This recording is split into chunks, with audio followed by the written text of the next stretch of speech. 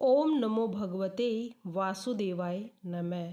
जय गणेश जी महाराज, तेरी सदा ही जय हो।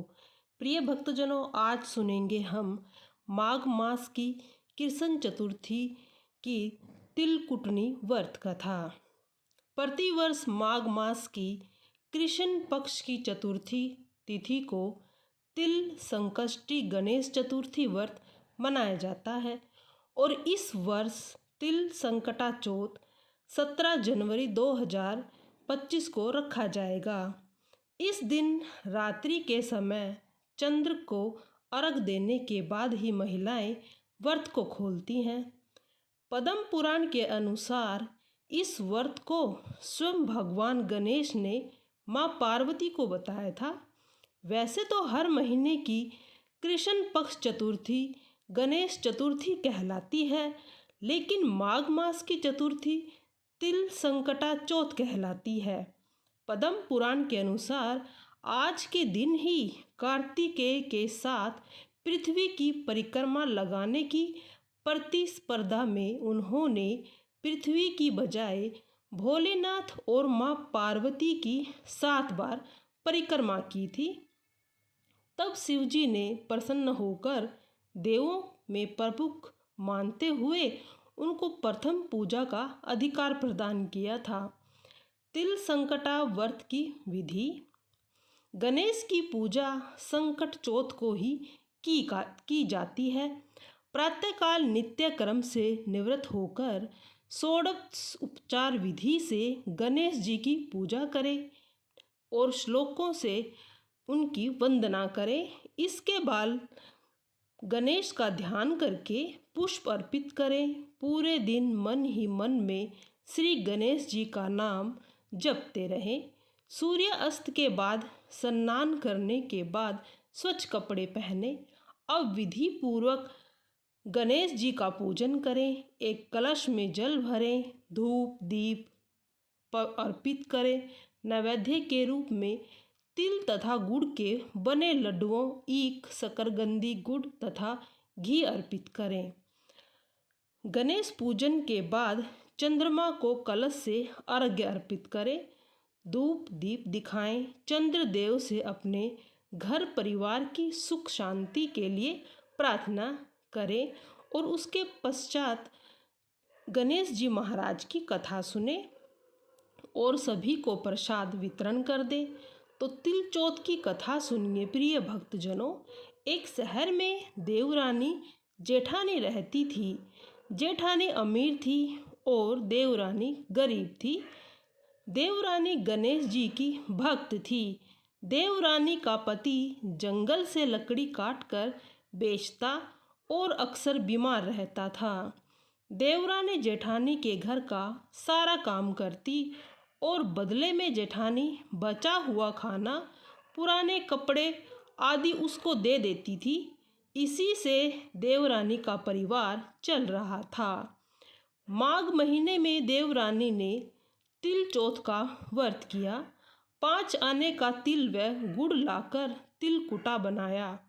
पूजा करके तिल चौथ की कथा सुनी और तिलकुटा छीके में रख दिया और सोचा कि चांद उगने पर पहले तिलकुटा और उसके बाद ही कुछ खाएगी। कथा सुनकर वह जेठानी के यहाँ चली गई।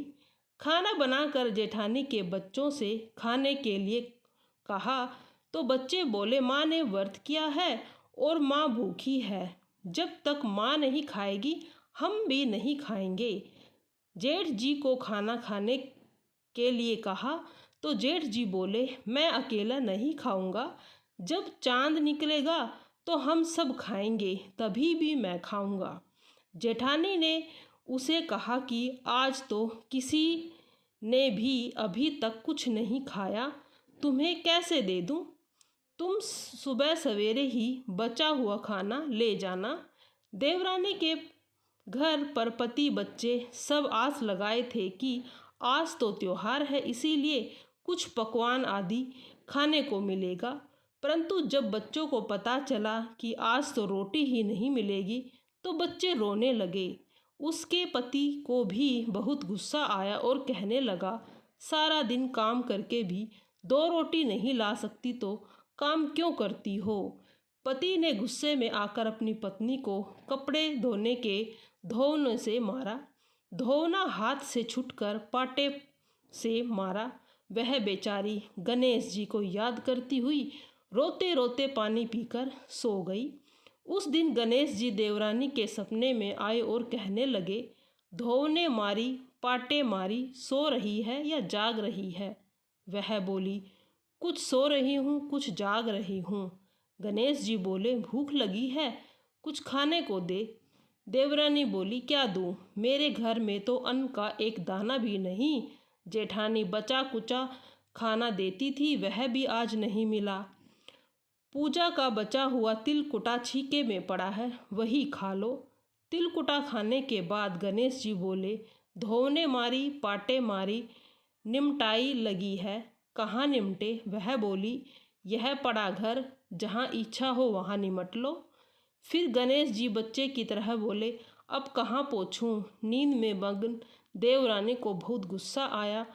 कब से तंग किए जा रहे हो? सो बोली, मेरे सर पर पोंछ दो। और कहाँ पोंछोगे? सुबह जब देवरानी उठी तो यह देखकर हैरान रह गई कि पूरा घर हीरे मोती से जगमगा रहा है। सिर पर जहाँ विनायक जी को पोंछनी कर गए थे, वहाँ पर हीरे के टीके बिंदी जगमगा रही थी। उस दिन देवरानी जेठानी के यहाँ काम करने नहीं गई। बड़ी देर तक राह देखने के बाद जेठानी ने बच्चों को देवरानी को बुलाने भेजा। जेठानी ने सोचा कल खाना नहीं दिया, इसीलिए शायद देवरानी बुरा मान गई। बच्चे बुलाने पर गए। बोले, चाची चलो, माँ ने बुलाया है, सारा काम पड़ा है। देवरानी ने जवाब दिया, अब इसकी ज़रूरत नहीं है, घर में सब भरपूर गणेश जी की आशीष से है। बच्चे ने जाकर अपनी माँ को बताया कि चाची का तो पूरा घर हीरे मोतियों से जगमगा रहा है। जेठानी दौड़ते ही देवरानी के पास आई और पूछा कि यह सब कैसे? देवरानी ने उसके साथ जो हुआ था वह सब कह डाला। अब घर लौट कर जेठानी अपने पति से कहती है कि आप मुझे धोने और पाटे से मारो। उसका पति बोला कि भली मानस, मैंने कभी तुझ पर हाथ ही नहीं उठाया, मैं तुम्हें धोने और पाटे से कैसे मार सकता हूँ? वह नहीं मानी और जिद करने लगी। मजबूरन पति को उसे मारना पड़ा। उसने ढेर सारा घी डालकर चूरमा बनाया और छीके में रख कर सो गई। रात को चौथ विनायक जी सपने में आए और कहने लगी, भूख लगी है, क्या खाऊं? जेठानी ने कहा, हे गणेश महाराज, मेरी देवरानी के यहाँ तो आपने सूखा तिलकुटा खाया, मैंने तो झरते घी का चूरमा बनाकर आपके लिए छीके में रखा है, फल और मेवे भी रखे हैं, जो चाहे खा लीजिए। बाल स्वरूप गणेश जी बोले, अब निमटे कहाँ? जेठानी बोली, उसके यहाँ तो टूटी फूटी झोपड़ी थी, मेरे तो यहाँ कंचन के महल है, जहाँ चाहो निमटो। फिर गणेश जी ने पूछे, अब पूछूं कहाँ? जेठानी बोली, मेरे ललाट पर बड़ी सी बिंदी लगा कर पोंछ लो। धन की भूखी जेठानी सुबह जल्दी उठी गई। सोचा घर में हीरे जवाहरात से भरा पूरा होगा। देखे तो पूरे घर में गंदगी फैली हुई थी, तेज बदबू आ रही थी। उसके सिर पर भी बहुत सी गंदगी लगी हुई थी। उसने कहा, हे गणेश जी महाराज, यह आपने क्या किया? मुझसे रूठे और देवरानी पर टूटे। जेठानी ने घर और की सफाई करी और बहुत कोशिश करी, परंतु गंदगी और ज़्यादा फैल गई। जेठानी के पति को मालूम चला तो वह भी बहुत गुस्सा हुआ और बोला, तेरे पास इतना सब कुछ था, फिर भी तेरा मन नहीं भरा। परेशान होकर चौथ के दिन गणेश जी की मदद से विनती करने लगा। गणेश जी ने कहा, देवरानी से जलन के कारण तूने जो किया था यह उसी का फल है। अब तू अपने धन में से आधा धन उसे दे, यह सब साफ होगा। उसने आधा धन बांट दिया, किंतु मोहरी की एक हांडी चूल्हे के नीचे गाड़ रखी थी। उसने सोचा किसी को पता नहीं चलेगा और उसने उस धन को नहीं बांटा।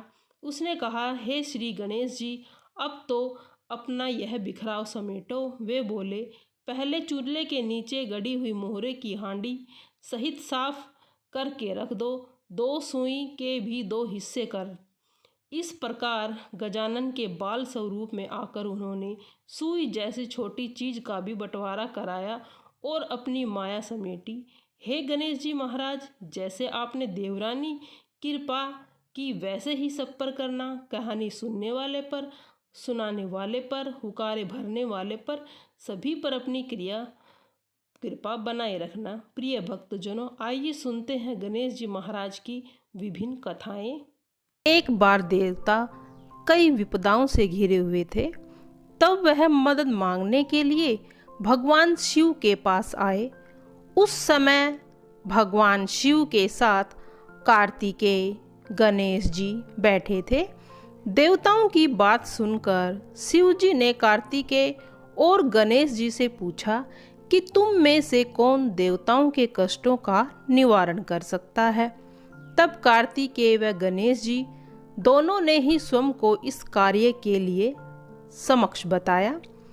इस पर भगवान शिव ने दोनों की परीक्षा लेते हुए कहा कि तुम दोनों में से जो सबसे पहले पृथ्वी की परिक्रमा करके आएगा वही देवताओं की मदद करने के लिए जाएगा।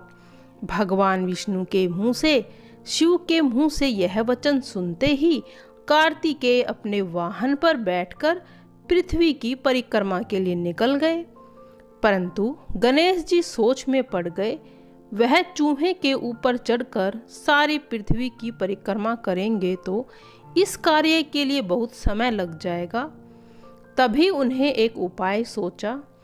गणेश अपने स्थान से उठा और अपने माता पिता की 7 बार परिक्रमा करके वापस बैठ गए। परिक्रमा करके लौटने पर कार्तिकेय स्वयं को विजेता बताने लगे। तब भगवान शिव जी ने श्री गणेश से पृथ्वी की परिक्रमा न करने का कारण पूछा। तब गणेश जी कहने लगे, माता पिता के चरणों में ही समस्त लोक है। यह सुनकर भगवान शिव ने गणेश जी को देवताओं के संकट दूर करने की आज्ञा दे दी। इस प्रकार भगवान शिव ने गणेश जी को आशीर्वाद दिया कि चतुर्थी के जो दिन तुम्हारा पूजन करेगा, रात्रि में चंद्रमा को अर्घ देगा, उसके तीनों ताप यानी दैहिक ताप, वैदिक ताप और भौतिक ताप दूर हो जाएंगे। इस व्रत को करने से व्रतधारी के सभी तरह के दुख दूर होंगे और उसे जीवन के भौतिक सुखों की प्राप्ति होगी। चारों तरफ से मनुष्य की सुख समृद्धि बढ़ेगी। पुत्र पौत्र आदि धन ऐश्वर्य की कभी भी कमी नहीं रहेगी। सभी की इच्छाएं पूरी होगी। आइए सुनते हैं अब तीसरी कथा। एक बुढ़िया माई थी, मिट्टी के गणेश की पूजा करती थी। रोज बनाए रोज गल जाए। एक सेठ का मकान बन रहा था। वो बोली, पत्थर का गणेश बना दो। मिस्त्री बोले, जितने में हम तेरा पत्थर का गणेश बनाएंगे उतने में तो एक दीवार ही चिन लेंगे। बुढ़िया बोली, राम करे तुम्हारी दीवार टेढ़ी हो जाए। अब उनकी दीवार टेढ़ी हो गई। जो भी चिने वो ढहा दे, फिर चिने फिर ढहा दे। दीवार टेढ़ी ही होती जा रही थी। इस तरह करते करते शाम हो गई। शाम को सेठ आया। उसने कहा, आज कुछ भी नहीं किया क्या? कारीगर कहने लगे, एक बुढ़िया माई आई थी। वो कह रही थी कि अपने काम को छोड़कर मेरा पत्थर का गणेश जी बना दो। हमने नहीं गढ़ा तो उसने कहा तुम्हारी दीवार टेढ़ी हो जाए। तब से दीवार सीधी नहीं बन रही। बनाते हैं, ढा देते हैं, परंतु दीवार तो टेढ़ी ही बनती जा रही है। सेठ ने बुढ़िया बुलाई। सेठ ने कहा, हम तेरा सोने का गणेश जी गढ़ देंगे, हमारी दीवार सीधी कर दो। सेठ ने बुढ़िया को सोने का गणेश गढ़ा कर दे दिया। सेठ की दीवार सीधी हो गई। जैसे सेठ की दीवार सीधी हुई वैसे ही सभी की सीधी करना। जैसे बुढ़िया माई की शादी वैसे सभी की साधना। आइए सुनते हैं अब दूसरी कथा। पौराणिक कथाओं के अनुसार सकट चौथ के दिन गणेश भगवान के जीवन पर आया सबसे बड़ा संकट टल गया था, इसीलिए इसका नाम सकट चौथ पड़ा। इसके पीछे ये कहानी भी है कि माँ पार्वती एक बार स्नान करने गई थी।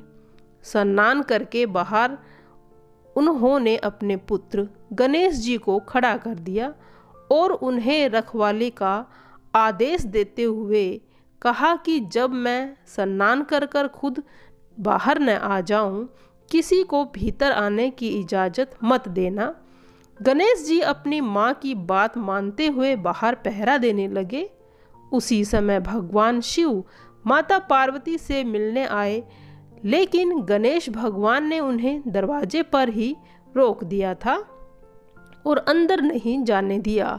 भगवान शिव ने इस बात को बेहद आहत और अपमानित महसूस किया। गुस्से में उन्होंने गणेश भगवान का त्रिशूल से वार किया और उनकी गर्दन दूर जाकर गिरी। स्नान घर के बाहर शोरगुल सुनकर जब माता पार्वती बाहर आई तो देखा कि गणेश जी की गर्दन कटी हुई है।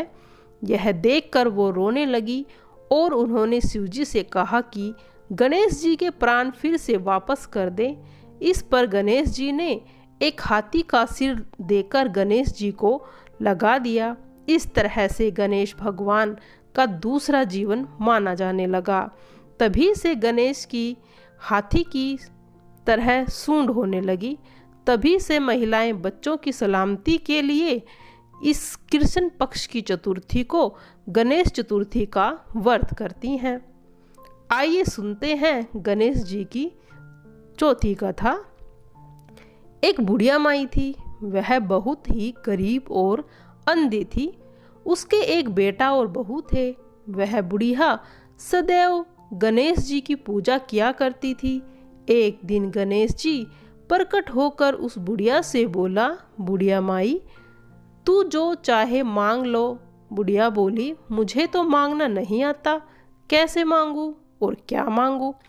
तब गणेश जी बोले, अपने बहू बेटे से पूछ ले कि तुझे मांगना क्या है। तब बुढ़िया ने अपने बेटे से कहा, गणेश जी कहते हैं तू कुछ मांग ले, बता मैं क्या मांगू। पुत्र ने कहा, माँ तू धन मांग ले। बहू से पूछा तो बहू ने कहा, नाती मांग ले, पोता मांग ले। तब बुढ़िया ने सोचा कि ये तो सब अपने अपने मतलब की बातें कह रहे हैं। अतः उस बुढ़िया ने पड़ोसिनों से पूछा तो उन्होंने कहा, बुढ़िया तू तो थोड़े दिन की जिंदगी मांग ले। क्यों तू धन मांगे, क्यों तू नाती मांगे, तू तो अपनी आँख की रोशनी मांग ले, जिससे तेरी जिंदगी आराम से कट जाएगी। इस पर बुढ़िया बोली, यदि आप प्रसन्न हैं तो मुझे 9 करोड़ की माया दे, निरोगी काया दे, अमर सुहाग दे, आँखों की रोशनी दे, नाती दे, पोता दे और सब परिवार को सुख दे, अंत में मोक्ष दे। यह सुनकर तब गणेश जी बोले, बुढ़िया माई, तूने तो मुझे ही ठग लिया। फिर भी जो तूने मांगा है वचन के अनुसार सब तुझे मिलेगा। और यह कहकर गणेश जी अंतर्ध्यान हो गए। उधर बुढ़िया माँ ने जो कुछ मांगा वह सब कुछ मिल गया। हे गणेश जी महाराज, जैसे तुमने उस बुढ़िया को सब कुछ दिया वैसे ही तुम सबको सब। बार एक बूढ़ी अम्मा का एक बेटा था। बूढ़ी अम्मा अपने बेटे से बहुत प्यार करती थी और उसके लिए 12 महीने के चौथ का व्रत भी करती थी। बूढ़ी अम्मा का बेटा हमेशा जंगल से लकड़ियाँ काट कर लाता और फिर दोनों माँ बेटे मिलकर बाजार में लकड़ियाँ बेचकर अपना गुजारा करते थे। बूढ़ी अम्मा रोजाना लकड़ियों में से कुछ लकड़ियाँ अलग रख देती और चौथ के दिन बेटे से छुपकर उन्हें बेचकर घर का सामान लाती। 5 चूरमों के लड्डू बनाती, 1 लड्डू अपने बेटे को खिलाती, 1 लड्डू खुद खाती। एक बार चौथ का ही दिन था। बूढ़ी अम्मा का बेटा अपनी पड़ोसन के घर गया। उसने देखा पड़ोसन ने चूरमा बना कर रखा था। उसने पड़ोसन से पूछा, आज क्या त्योहार है जो आपने चूरमा बनाया है? पड़ोसन कहने लगी, मैंने तो आज ही बनाया, लेकिन आपकी माँ तो हर चौथ के दिन चूरमा बनाती है, आपको खाने के लिए नहीं देती क्या? तो बेटे ने कहा, हाँ देती तो है। फिर पड़ोसन ने बूढ़ी अम्मा के बेटे से कहा कि तुम जो लकड़ियाँ काट कर लाते हो, उनमें से कुछ लकड़ियाँ तुम्हारी माँ छुप कर बेच देती है और फिर छुपा कर बेची हुई लकड़ियों से पैसे मिलता है और उससे चूरमा बनाती है। बेटे ने पड़ोसन से जब यह बात सुनी तो तुरंत अपनी माँ के पास गया और माँ से कहने लगा, माँ, मैं इतनी मेहनत से लकड़ियाँ लेकर आता हूँ और तुम चूरमा बनाकर खुद अकेले ही खा जाती हो। आज से तुम या तो मुझे छोड़ दो या फिर चौथ माता के व्रत को छोड़ दो। बेटे की बात सुनकर माँ कहने लगी, बेटा, मैं तो यह व्रत तेरे लिए करती हूँ, मैं तुम्हें छोड़ सकती हूँ, लेकिन चौथ माता को मैं नहीं। यह बात सुनकर बेटा नाराज हो गया। नाराज होकर घर छोड़कर जाने लगा। तब माँ कहने लगी, बेटा, तू जा तो रहा है, लेकिन यह कुछ अनाज है, इसे मैंने चौथ माता की कहानी सुनी है, यह ले जा और जब भी संकट आए तो चौथ माता का नाम लेकर कुछ दाने वहाँ विश्वास से डाल देना। पर बेटे ने अपनी माँ का विश्वास नहीं किया और वह अनाज के दाने लेकर तो चल गया। घर से थोड़ी देर ही निकला था कि रास्ते में उसे कुछ नज़र नहीं आ रहा था। उसने चौथ माता का नाम लिया और थोड़े से अनाज के दाने वहाँ पर डाल दिए और कहने लगा, हे चौथ माता, अगर आप सच्ची हैं तो यहाँ मेरे लिए रास्ता हो जाए। ऐसा कहते ही नदी सूख गई और बेटा का रास्ता बन गया और वहाँ बेटा बूढ़ी का वहाँ से चल दिया। आगे बढ़ा तो जंगल में पहुँच गया। वहाँ पर जंगल में पहुँचा तो रात हो चुकी थी। जंगल में बहुत सारे भयानक जंगली जानवर भी थे जो अपनी आवाज़ में बोलने लगे थे। उनकी डरावनी आवाज़ सुनकर बेटा डरने लगा। तब उसने चौथ माता का नाम लेकर वहाँ पर भी कुछ अनाज के दाने डाल दिए और हाथ जोड़कर कहने लगा, हे चौथ माता, मुझे रास्ता दिखाओ, नहीं तो यह जंगली जानवर मुझे मारकर खा जाएंगे। ऐसा कहते ही उसने रास्ता मिल गया और जंगल में चलते चलते वह एक राजा के नगर में जा पहुंचा। वहां पर राजा हर महीने एक आदमी की बलि देता था। जब वह एक बूढ़ी अम्मा के घर गया तो देखा कि बूढ़ी अम्मा पूड़ी बनाती जा रही थी और रोती जा रही थी। तब वह पूछने लगा, हे बूढ़ी माई, तू क्यों रो रही है? तब बूढ़ी बाई कहने लगी, बेटा, मेरा तो एक ही बेटा है और आज उसे राजा के पास बलि देने के लिए ही जाना पड़ेगा और यह पूरी पकवान मैं अपने बेटे के लिए बना रही हूँ। तो लड़का कहने लगा, माँ जी, आप यह पूड़ियाँ मुझे दे दो, मैं आपके बेटे के बदले में राजा के यहाँ बलि देने के लिए चला जाऊँगा। बूढ़ी अम्मा ने प्रसन्न होकर उसे पूड़ियाँ दे दी। रात को सोते समय उसने अम्मा से कहा, माँ जी, आज जब राजा का बुलावा आए तो आप मुझे बता देना। और आधी रात को जैसे ही बूढ़ी अम्मा ने सोचा राजा का बुलावा आ गया, तब बूढ़ी अम्मा सोचने लगी, पराए बेटे को मैं बलि चढ़ाने के लिए कैसे भेज दूं। इतने में ही खुद का बेटा उठ गया और बूढ़ी अम्मा से कहने लगा, माँ जी, मेरा थैला और मेरी लाठी दे दो। बूढ़ी अम्मा ने सोचा कि आज तक जो भी यहाँ राजा के गया है वह कभी लौटकर नहीं आया है, यह भी नहीं आएगा। इतनी ही देर में राजा के आदमी आए और उसको ले गए। अब आवा में उसकी चिनाई कर दी। अब हर बार की तरह जैसे चौथ माता ने उसे सारे संकटों से बचाया था, फिर उसने चौथ माता का ध्यान करते हुए कहा, हे चौथ माता, आपने पहले भी संकट को टाले थे तो आज भी यह संकट को दूर कर देना। थोड़ी देर में आवा पक कर तैयार हो गया। 2-3 दिन बाद आवा के पास ही कुछ बच्चे खेल रहे थे। उन्होंने आवा का पत्थर मारा तो उसमें से आवाज़ आने लगी। बच्चे भागने लगे। राजा के पास जाकर कहने लगे कि राजा जी, राजा जी आवा पक गया है। अब राजा सोचने लगे कि पहले तो 6 महीने में आवा पक कर तैयार होता था, अब 3 दिन में ही आवा कैसे पक गया।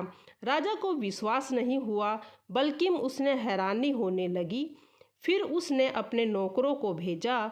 नौकर ने जब जाकर देखा तो आवा बिल्कुल तैयार था। वहाँ पर सोने और चांदी के कलश ही कलश रखे हुए थे। जब उन्हें उतारने लगे तो अंदर से आवाज़ आई, धीरे धीरे उतारो, अंदर मानस बैठा हुआ है। राजा के आदमी कहने लगे, इसमें तो कोई भी नहीं बोलता था, आज पहली बार इस अवावे में से कोई बोलने की आवाज़ आई है। कोई भूत बोलने लगा है क्या? आवा के अंदर जाकर देखा तो उसमें अनाज उगा हुआ था। राजा के नौकर महल में पहुंचे और राजा को सारी बात बता दी। अब राजा ने सोचा, मुझे खुद ही चलकर देखना पड़ेगा कि आखिर सच्चाई क्या है। राजा आया, उसने आवा के पास आकर देखा तो उसने क्या देखा, एक मनुष्य वहाँ पर बैठा हुआ है और उससे पूछने लगा, अरे भाई तुम कौन हो और तुम इस आवा में से कैसे बच गए। तब वह बोला, मेरी माँ चौथ माता का व्रत करती है, उस व्रत के प्रभाव से मुझे कुछ भी नहीं हुआ, अब मैं जीवित यहाँ से निकल आया हूँ। राजा को उसकी बात सुनकर बहुत ही अचंभा हुआ। वह उस पर विश्वास नहीं कर रहा था।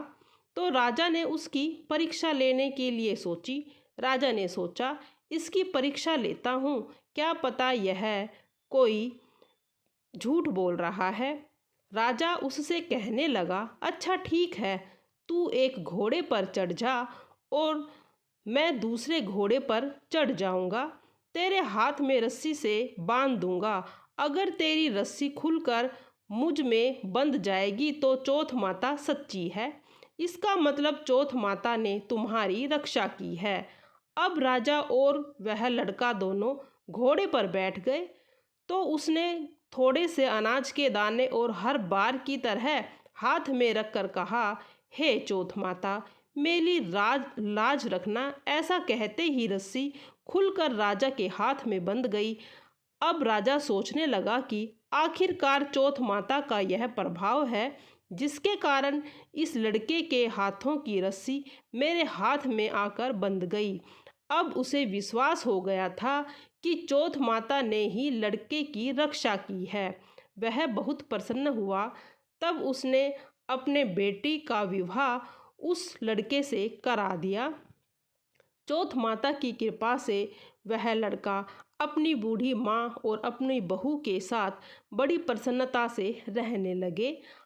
कोई भी मनुष्य सकट माता की कथा को सुनता है, इस व्रत को धारण करता है, वहाँ उसकी सभी मनोकामनाएं पूर्ण होती हैं। अब सुनेंगे दूसरी। अब गणेश जी महाराज की आरती।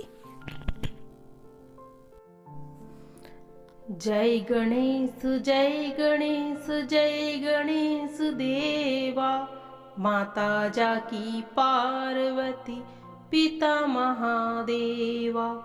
एक दंत दयावंत चार भुजाधारी, मस्तक सिंदूर सोहे मूस की सवारी।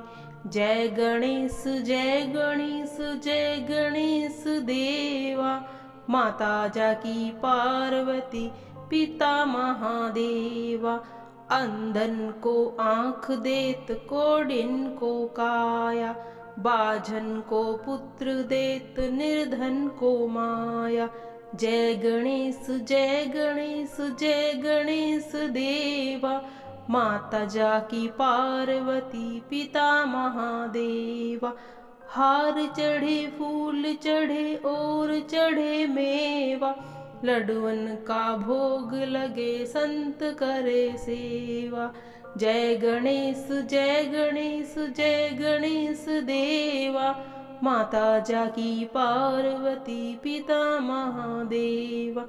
दीनन की लाज राखो शंभु सुतवारी, कामना को पूरा करो जग बलिहारी। जय गणेश जय गणेश जय गणेश देवा, माता जकी पार्वती पिता महादेवा। जय गणेश जी महाराज तेरी सदा ही जय हो।